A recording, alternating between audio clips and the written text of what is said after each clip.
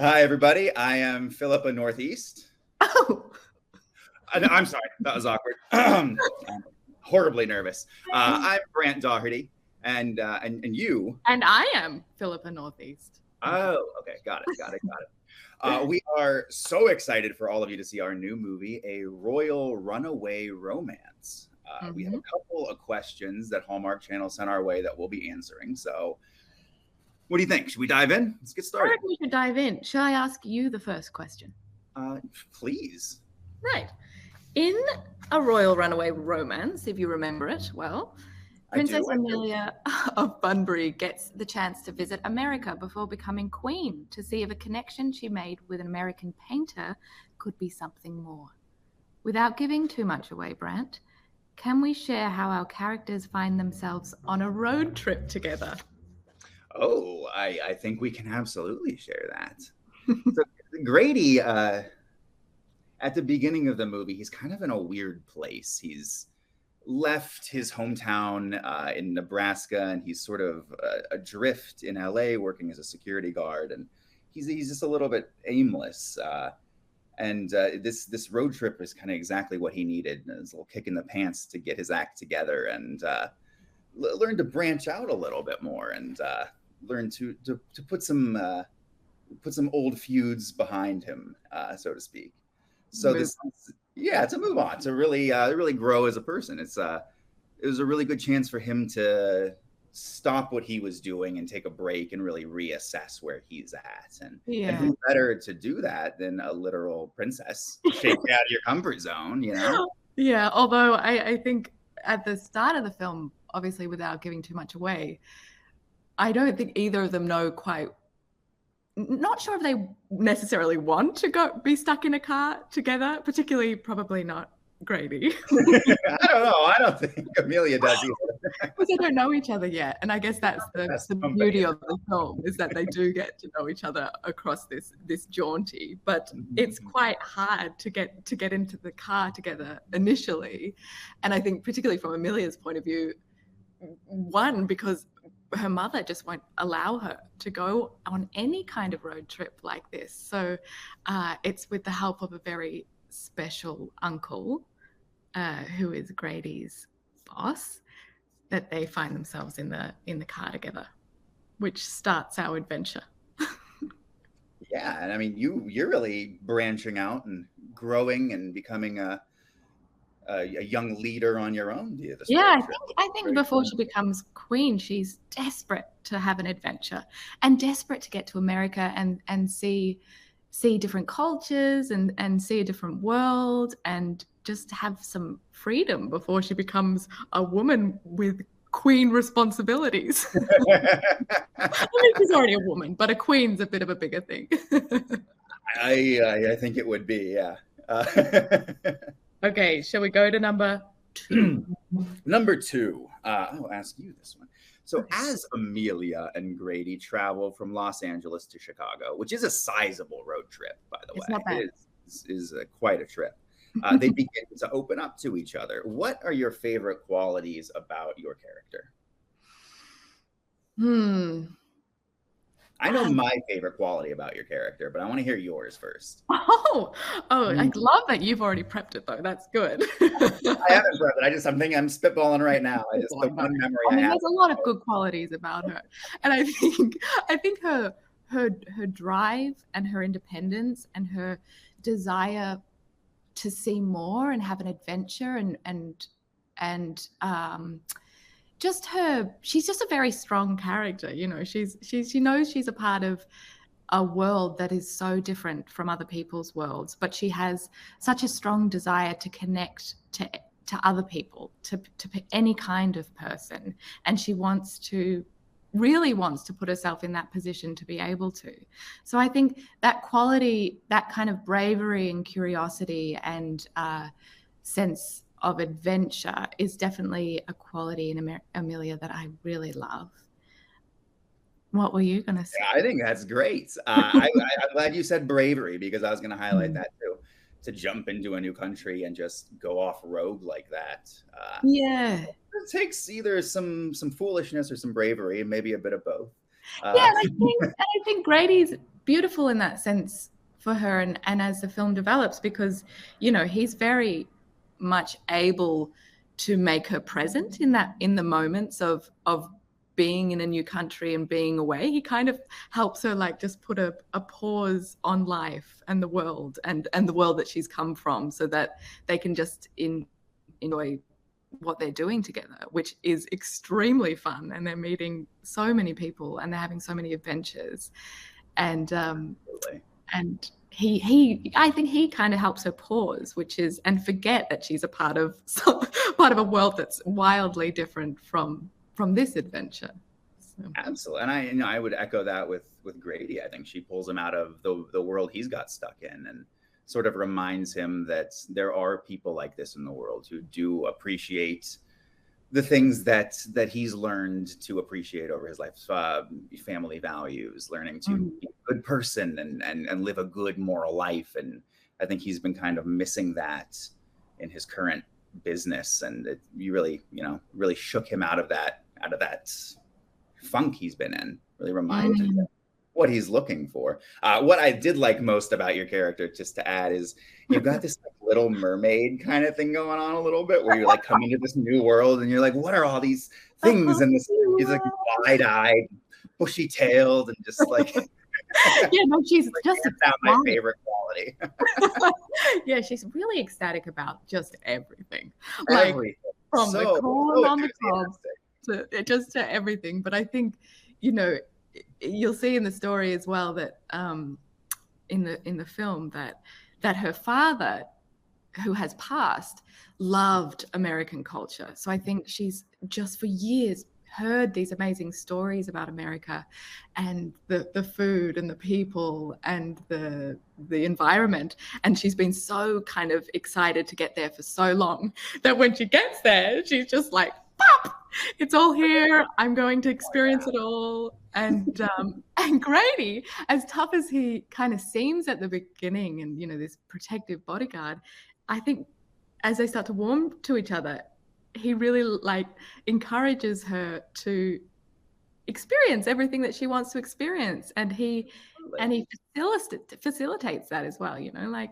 Well, I think he really needs that enthusiasm in his life. I feel like he's, you know, you come in with pure idealism and he comes in with a little bit of jaded realism, and we sort of just combine those things in this beautiful melting pot of yeah, they're a real odd couple that suddenly come together. Well, yeah, there's something so fun about a guy who's just kind of set in his ways and not sure where he's going with his life, and throwing someone so enthusiastic into it. Really, like, wow, maybe I should be looking at things like this. Maybe there's something else. Once you get over the kind of annoying enthusiasm part. I mean, which was very hard to get over. Yeah. Okay, number 3. Number 3. All right. So Wow. this movie has a lot of self-discovery moments as Amelia gets to experience everyday American life outside the royal spotlight. Why do we think viewers will connect to this story? That's a good question. I think it's a beautiful story in the sense that it's encouraging and showing people what it is, or what it can be like to live outside the box, you know, to step outside of your norm for both Grady and Amelia and experience life from a different point of view. So I think viewers will connect with the story in that sense, in that kind of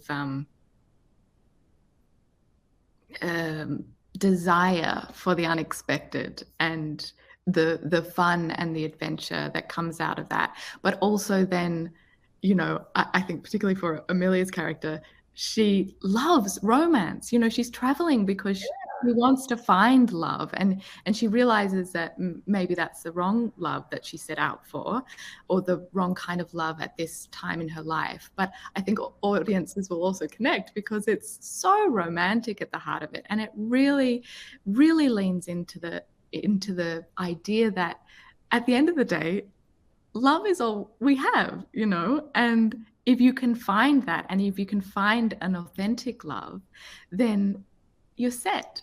You know, life is, and that authentic love could be through it could be romantic, as this film, you know, centers upon, but it also centers upon love in terms of family, which Grady has. Relationship with your mother and how that evolves over the course of it. It's Exactly. Really beautiful. And Grady's family plays such a key feature in this, and the kind of ups and downs of love there, and then the love of friendship, which, you know, Amelia has with Camille, who works for her. So I think, the center of this story is a lot of love in a lot of different facets, and I think that will be something to connect to. That was eloquent and beautiful answer, and I'm just gonna trample all over it with some blunt commentary. Let's take this down, Peg. Enough of this love stuff. What movie are we making? No, they're really well said. I'm that was quite impressed. Why didn't you speak like that the rest of the film? Thank you. I think one of the things the viewers will really connect to with this story, or from my point of view, is this sort of Grady's, you know, you're seeing things for the first time, and Grady's sort of re-experiencing them in a new point of view. And that's something I think a lot about. Like, I have a child who just turned 1, her first. He's amazing. He's in the other room. He'll say hi later. But I'm discovering so much by watching him, and watching him learn and grow and figure out the world. Like, it's like going through it again. It's really fun. And something about re-experiencing that trip and really re-experiencing America and seeing those milestones in Colorado and Nebraska and Chicago and Utah, and like really getting to connect with good salt of the earth people around the country. Like, it just reminds me that we do live in such an amazing world, and there's so much to see, and so many amazing people. And I just feel like it's a really strong feeling I get from the film. Yeah, exactly. And to re-experience things that you know, but through the eyes of, like, Wilder, but through also with Amelia, through the eyes of someone which is really enthusiastic about things at certain points. Yeah, and you see the perspective of things changes when there's fresh eyes on things, and you notice things that you didn't notice before, which I think is beautiful. Okay, I will read you a question, Brant. Oh, bring it on. Amelia and Grady really get to know one another, from camping in the woods to spending an evening going dancing. Without giving any spoilers, do we each have a favorite scene we can't wait for the viewers to see? Ooh, that's a good question. I mean, I can think of a lot of options. Like, what's my favorite? A favorite scene? So I might have to highlight Jazzway, the the lovely, wildly famous horse that we got to use. And what was your horse's name? Pippin.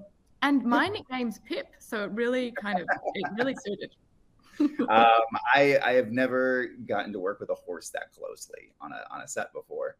And you guys were nose and nose together. I mean, Jazzway was. He was right up in there. That was the love story, I think. Really.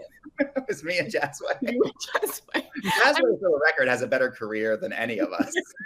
And they do say don't work with animals because they steal the show. And I think Jazzway probably did steal the show. So if you're going to watch for any reason, watch for Jazzway. He's in the new Jurassic Park film, so I was pretty starstruck.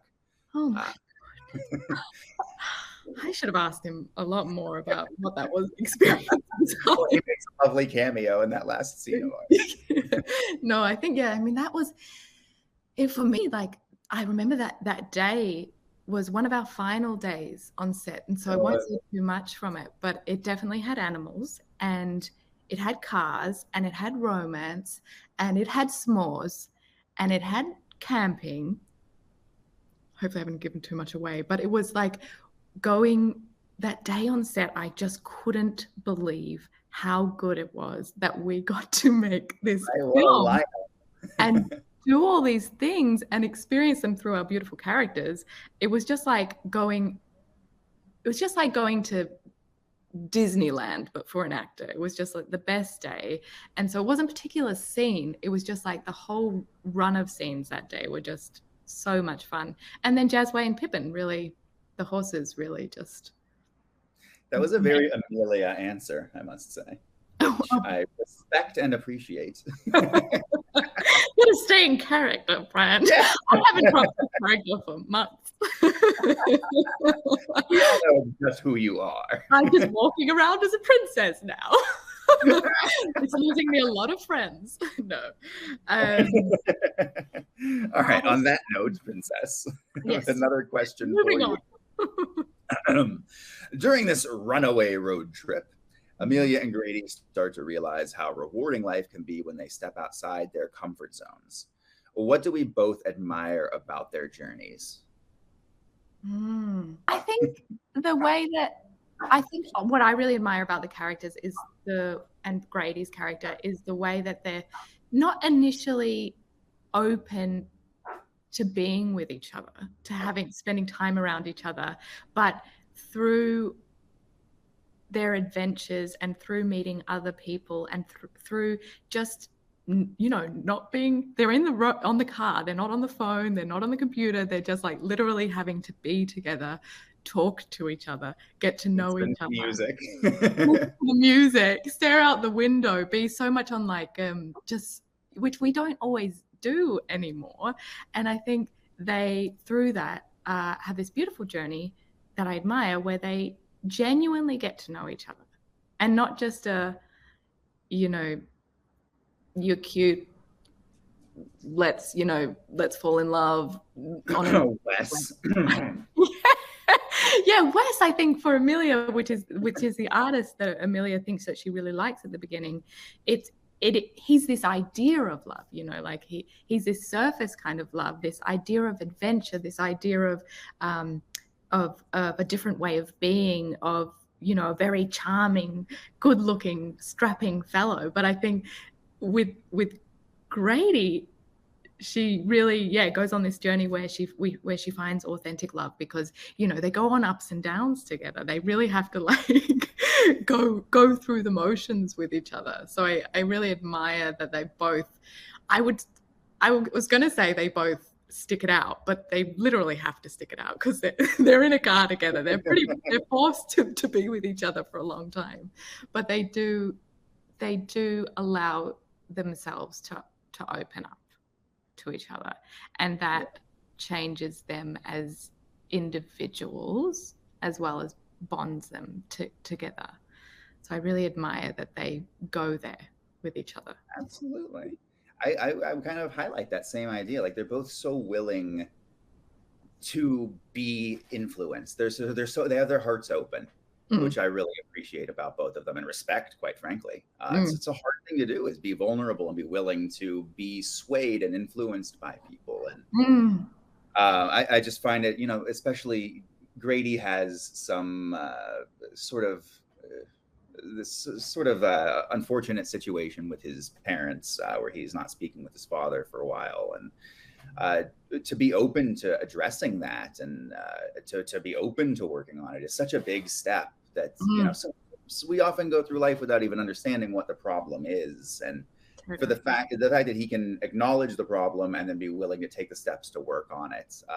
And Amelia as well, she understands that she needs a change in her life and she needs to do something about it. It's very proactive and strong, and it opens you up to a sense of vulnerability, because you need and to connect with people. Exactly. And I think, like, for Amelia, seeing Grady go through what he does with his own family and come around to having those tough conversations with them, it inspires her to not only have those conversations with her family and talk to them about what she needs in her life as an individual, but also reminds her how the importance of family and the importance of your community. And I think sometimes when you're so far away, and when you go on adventure and you go away from your home, you become so grateful for what you have, which is a beautiful thing about a road trip too. And seeing family through someone else's eyes, you do certainly appreciate what you have a lot more, which I think both characters find. Yeah, I couldn't agree more. You know, I think Grady's kind of got this deep-seated need to, or this fear of letting people down, you know, and through Amelia, she really opens his eyes up to understanding that he can't please everyone all the time, and he's got to take care of himself, and he's, he's got to get past these things with his family. I just thought it was a really beautiful story, and they both come such a long way over the course of the movie. Yes, yeah. I agree. And our characters go on some fun adventures as they drive across the country in a Mustang convertible. Ah, the Mustang. The old looks good. Drives like a 55-year-old car, though. Wonder why. Like trying American diner foods for the first time and horseback riding. Are there any fun behind the scenes stories we can share? Oh, the one that comes to mind would be your horse didn't seem to like the drone very much. Definitely nerve-wracking. I'm sitting high like a king on my horse. Yeah, Jasmine was just not fazed by anything, just plodding along. Meanwhile, Pippin was freaking. I mean, poor thing. A drone in the sky is a very wild noise, and it's like an alien spacecraft. It's very loud and zips around. It's weird. I know. Luckily, Danny, whose ranch it was that we were filming that day, knew his horses and had them completely under control. I knew how to calm them down so much, but it was a little bit. I mean, I was trying to wear it with a big smile. But you did a great job. It was admirable. But I would have been freaked out. So I figured you were too. I know. You know, when you're trying to look like just really cool on a horse too, and you're trying to ride with one hand and you're trying to sit up straight. Because Amelia knows how to ride a horse. Like she's an old pro. Yeah, totally. And so I didn't want Philippa, who was just doing cartwheels inside, to read on camera at all. And I think also one of the great days, there's so many behind the scenes moments. Actually, it was so fun to shoot, and the cast and crew and our beautiful hair and makeup artists, Mary and Brittany, who were like our biggest cheerleaders. And even if we took a step in a scene, like we didn't have to do anything, and they were there behind the scenes just cheering us on, and that like many stories with them come to mind. But the day that I also ate 7 corn on the cobs. Oh, that was impressive and terrifying. Will stick in my mind. Yeah, and your impressiveness of my corn eating really sticks in my mind. And I mean, I'm still digesting that corn now. There's you spend enough time on movie sets, and it's you see people always not eat during eating scenes, and I do it too. It's tricky to eat. You got to match continuity. You talk with your mouth full. It's a whole thing, and you just dove in head first, and I respect it and fear you a tiny bit. Yes. Well, I mean, Props had put such a delicious spice on the corn that like who wouldn't want to eat it? And then when we came to like the camping, the s'mores, delicious, best day on the s'mores were very good. And I do get excited, and the first 7 s'mores are delicious, and then there is a part of me that thinks, when you overcommitted, why did you commit this hard? Now you have to do it every take. You have to eat 2 s'mores. Yeah, and there was hot dogs and hamburgers. And I'm over here just blowing takes, and you're eating s'mores. No, lucky you were a true professional, and I didn't have to do too many. Oh, there's so many. And the picnic scene, there's too many. Was great. The guy who plays the property owner there is one of my favorite small cameos in the film. Facing us down with a giant stick was an interesting choice. I like. Oh, so that scene, I can't wait for viewers to see it. It's very romantic, picnic, lovely scene, but there is such an exceptional performance from a supporting artist that scared the living daylights out of me and Brant. Quite genuine. It was so good. And that was, I think, the beauty about this film is that there were so many supporting artists. Because it's a road trip film, they meet so many people and different people along the way, that the fun that we got to have with so many different characters and so many different actors. It was like every 2 or 3 days we had a whole new supporting cast. And and then you'd miss them so much when they'd finish, and then you'd move on to the kind of next world that you were going into. Yeah, that was fun. It was overall, it was a treat of a shoot. We could have done so much worse. Getting a great script, we got a great director, great crew. I mean, it was just a blast from start to finish. I really hope that translates onto film. I've saw a bit of it in post production doing ADR. It looks incredible from my point of view. I think you come across so wonderful. I just enjoyed working with you so much, and it was a blast. It was such a blast. And you know that this has been my first experience doing something international, because obviously I'm from way down under in Australia. And some of my favorite moments in the whole shoot was when Brant tried to do the Australian accent, which I've got to say, you did pretty well. Like, it's a hard accent.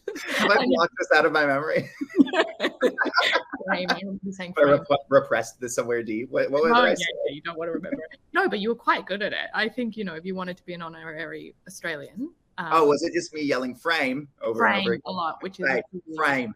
Yeah, but that's great. I mean, it's a hard accent. You did very well. For the audience who didn't see Dancing with the Stars, my dancing partner, lovely Peter Murgatroyd, who I would not have gotten anywhere without, is an Australian woman, and she would yell at me constantly in my ear, babe, frame, babe, frame. So the Australian accent triggers me slightly. A little bit. And I was really appreciative to hear some of your Australian words that you knew. That was very fun. And as well, you're acting in the film as well. I mean, a little, you know, that's a side as well, I guess. We have another question here, actually, before we spiral off too much. Yes. Rein it in. If we had I know this is just us constantly on set, just rein it in, guys, rein it in. Spiraling too far out of control. Some of our ad libs, I feel like, got a little out of control. Oh yeah, there was so many. We were allowed. David Weaver, the director, just allowed us to ad lib so much of the film, which was so much fun. Anyway, that's what we're doing now. So wow, like doing it as we're talking about it. If we had the opportunity to take a road trip, what place would we visit and why? Not to drum home Australia too much, but Yes, it's sponsored by the Australian Tourism Board, by the way. Yes, exactly. If you didn't know, I have never though been on a road trip across Australia, and Australia has so many beautiful different landscapes, and the coast, and the desert, and the mountains. I've obviously seen a bit of it, but I've never done a road trip like up to the north. The desert's no joke, though, right? That's no joke. Yeah, yeah. The Nullarbor, is it actually drivable? It takes like 35 hours to cross the center, and because it's the desert, there's nothing. There's no petrol stations or anything. So you've got to be really prepared. But I think I would do a road trip across Australia, which is, you know, it's the way, isn't it? Like home, you haven't seen. I've always traveled and gone other places and done Chicago to LA, which is what these guys do in the film. But home. I think I'd try and do home in a car. What about you, Brant? Wow. I mean, I would also steal your answer. No, I'll come up with it. I would love to do that. I'll come up with a different answer that's also interesting. We can do that in the sequel. I guess we can do an Australia. There we go. We'll road trip across Bunbury and we'll film it in Australia. But please, where would you, Brad? I think, you know, I would really love to show Wilder Europe. I would love to just like rent a car and just drive across the French countryside and through the Alps and into Italy and just really take our time. You ever see the movie Two for the Road, old Albert Finney film? Lovely movie. I think it's from the 60s. It's about a road trip through France, and it's very romantic and lovely, and actually reminds me of our movie a little bit. Our movie feels like kind of inspired by some of these older romantic comedies from the 60s. And yeah, I feel like the 40s, the 50s, and the 60s, those kind of classic like It Happened One Night, It Only Happened One Night. Yeah, with the really strong male and female leads and the quirky witty banter. The quick banter and the kind of slapstick humor a little bit of these kind of. Yeah, I actually watched Roman Holiday in preparation for this movie, which I'd never seen before. And that movie was not what I was expecting at all. It's brilliant. It's so good. So much more risque than I was anticipating. I know. In this subject matter, that's Princess on the Run. I did not expect that. It was interesting. Yeah, I think there's like similarities with our film in terms of this, like, you know, growing up, and Amelia's been so sheltered and so protected by the castle and her family and her responsibilities, that there is this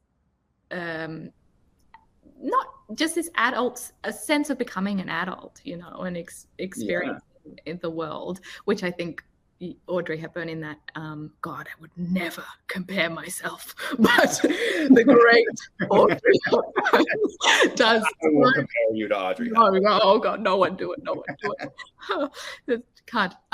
But she does so beautifully in A Roman Holiday. And I think, that we've got there's some flavors of those kind of classic films in this one. Our amazing director's credit, he brought a lot of his influence of his youth, which was Doris Day and Rock Hudson and those kind of films, and like Pillow Talk and things like that, and really brought his influence from that specifically into that B&B scene, I think, where we're kind of popping in and out of the doors and looking at each other. Yeah, and there's like the walls of Jericho in the middle, which is really cute, and it like really enhances the comedy. Yeah, we leaned into those kind of like older romantic comedy sensibilities, which I thought was a really strong choice. Yes. I can't wait to see the film in its entirety. Like I'm so thrilled to see it. Me too. I'm so excited. And I think now, speaking of excited, we are on to rapid fire questions. Yes. To wrap it up. Bring it on. Okay. Let's do it. Do you want? I'll read you one, and then you read me. Okay. Okay. All right. Would you rather this or that game, right? This and that game? Okay. Yeah, you pick one or the other. Okay. Would you rather take a cross-country road trip or fly to a different country? Ooh, fly to a different country simply because I don't have to drive. You've done enough driving in this film. I've done enough driving. We spent a whole day in that car.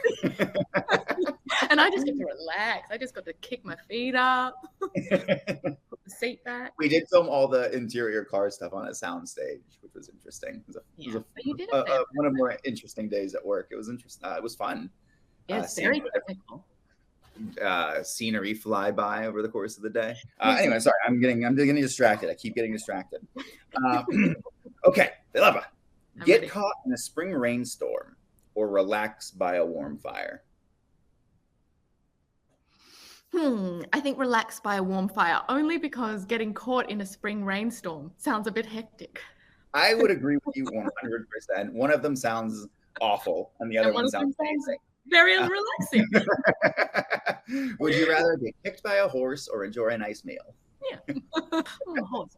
And would you rather go camping or attend a festival? Ooh, go camping, hands down.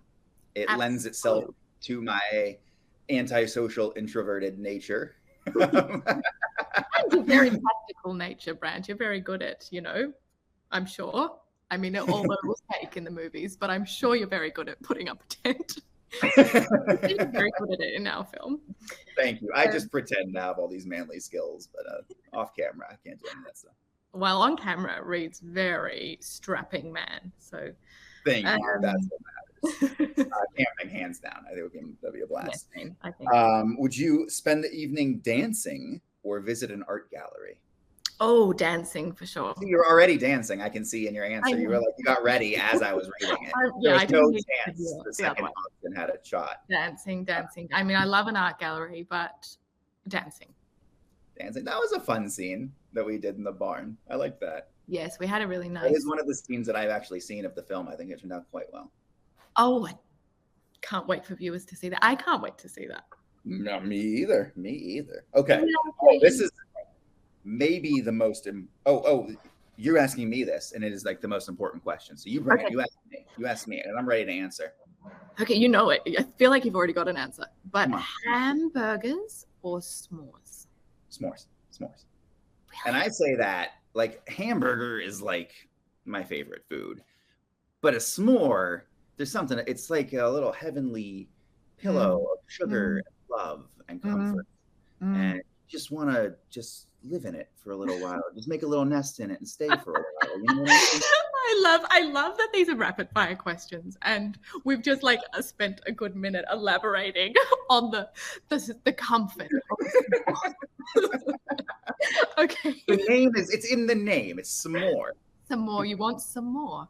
Yeah, you don't want some hamburgers. Come on. I think I'd go hamburgers, but maybe because I had too many s'mores on this. Maybe.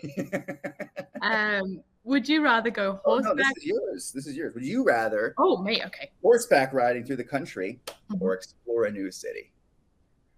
I think horseback riding through the country. Yeah, you were quite good at it. Oh, thank you. That's really kind because it started off bumpy.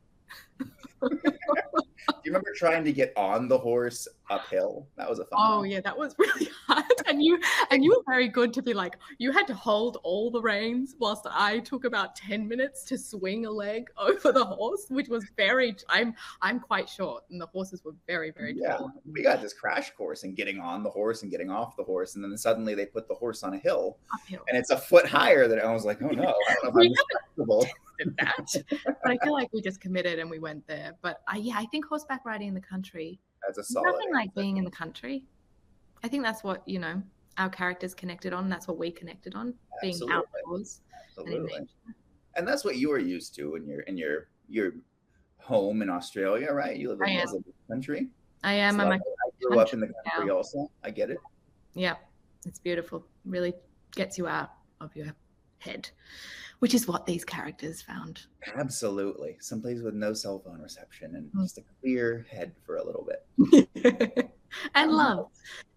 All right. Well, I guess we should probably wrap this up. Yeah, I guess. Anyone still watching, because we've just rambled on. Well, it's always such a pleasure chatting with you, Philippa. This is embarrassingly, I always feel like I start to mimic people when I spend too much time with them.